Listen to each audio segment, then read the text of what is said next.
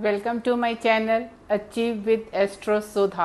आप सबको एस्ट्रोलॉजर सुधा वाधवा बेदी की प्रेम भरी नमस्ते।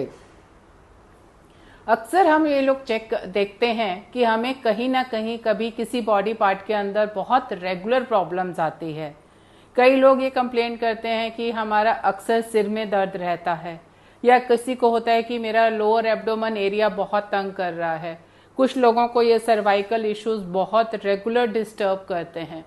तो आपके चार्ट के अंदर कई बार ऐसा होता है कि कोई ना कोई बॉडी पार्ट बहुत ज़्यादा डिस्टर्ब्ड होता है, बहुत ज़्यादा इफ्लेक्टेड होता है, जिसके कारण उस एरिया के अंदर आपको बहुत प्रॉब्लम्स आती हैं और आप एक रेगुलर पेन फील करते हैं कि ये चीज़ मुझे हमेशा तंग करती है। और bye knowing this thing pre hand, अगर आप ये पहले जान लेते हैं तो आप उससे रिलेटेड जो भी आपको प्रिकॉशंस लेने हैं या उससे आपको जो भी उसके इलाज करवाना है, जो भी आपको ट्रीटमेंट्स लेने हैं, आप उसके बारे में ध्यान कर सकते हैं। उसको मतलब प्रिकॉशनरी उसको पहले से ही जान सकते हैं। इसके लिए बहुत ही सिंपल तरीका है। जैसे कि आपको मैंने पहले बताया कि हाउसेस क्या हैं 1 से 12 तक, ऐसे ही राशियां भी हैं 1 से 12 तक हमारे पास। अब हर काल पुरुष के अंदर जब हम काल पुरुष कुंडली बनाते हैं, उसके अंदर क्या है कि हाउस नंबर 1 और राशि 1 यानी कि एरीज राशि, ये दोनों एक ही जगह पे होती हैं। तो जब हम काल पुरुष कुंडली की बात करते हैं तो उसके अंदर ये मान के चलते हैं कि एरीज जो है वो 1 नंबर हाउस में है और जो मीन है वो घूमकर 12 नंबर हाउस में आएगा, यानी कि 12 नंबर की राशि 12 नंबर के घर में आएगी।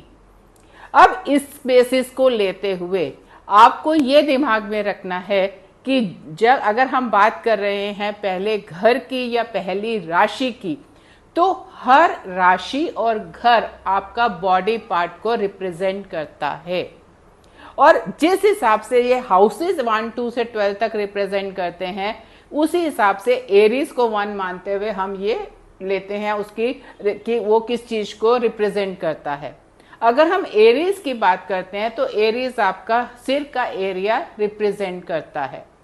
टॉरस आपका मुंह का एरिया को रिप्रेजेंट करता है, फेस को रिप्रेजेंट करता है। जेमिनी आपके शोल्डर्स एंड चेस्ट एरिया को रिप्रेजेंट करता है।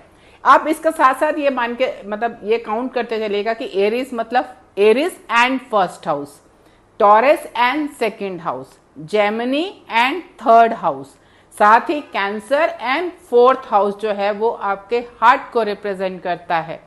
लियो एंड 5th हाउस जो है वो स्टमक एंड एब्डोमेन एरिया को रिप्रेजेंट करता है।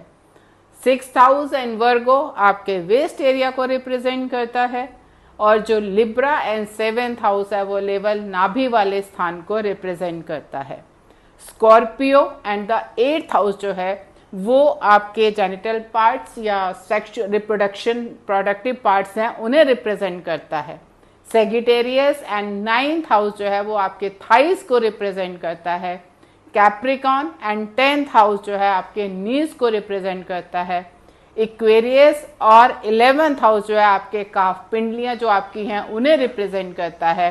And at last Pisces and 12th house जो है वो आपके पैरों को रिप्रेजेंट करता है। अब हमने ये देख लिया कि एक हाउस और एक राशि हमारे किस बॉडी पार्ट को रिप्रेजेंट करती है। अब कौन सा बॉडी पार्ट हमारे चार्ट के अंदर एफ्लिक्टेड है, इस चीज को हम कैसे देखेंगे। हमें इसके अंदर सिर्फ 2 चीजों को बहुत ध्यान से देखना है कि अगर किसी भी राशि के ऊपर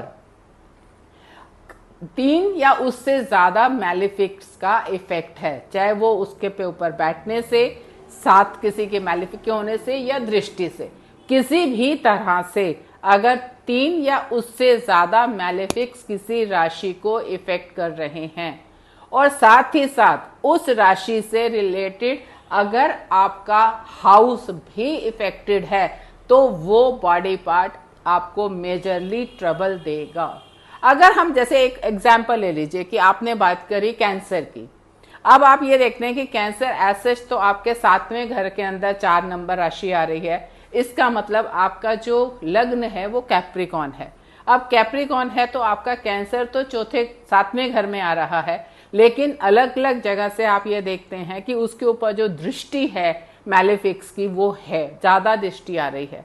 साथ ही साथ आपका चौथा घर, क्योंकि चौथा घर भी आपके हार्ट को रिप्रेजेंट कर रहा है, साथ ही साथ आपका कैंसर भी आपके हार्ट को रिप्रेजेंट कर रहा है। तो जब ये दोनों चीजें इफ्लिक्टेड होती हैं, उस केस के अंदर आप ये देखेंगे कि उस नेटिव के हार्ट रिलेटेड प्रॉब्लम्स बहुत मतलब आने की संभावना है। और देन उसको देखते हुए कि क्या कब उसकी दशा या गोचर के अंदर ये एफ्लिक्शंस आ रही हैं, वो टाइम उसके लिए एक मेजर प्रॉब्लम का टाइम हो सकता है, जो कि हम पहले से ही नोट करने के साथ ही उसे एडवाइस कर सकते हैं।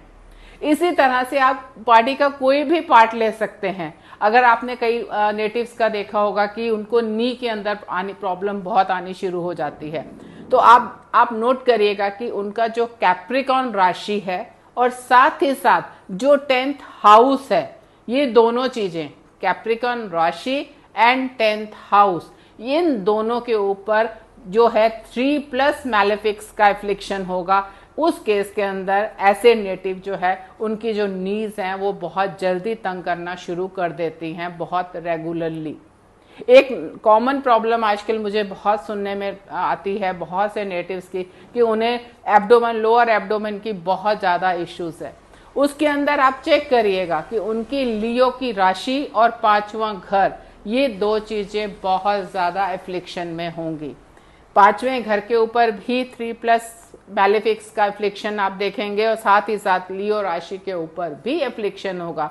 जब ये दोनों चीज़ें मैच करती हैं, वेरी सिंपल रूल, जब ये दोनों एफ्लिक्शन में होंगे उस बॉडी पार्ट से रिलेटेड आपको कोई ना कोई प्रॉब्लम रहेगी ही।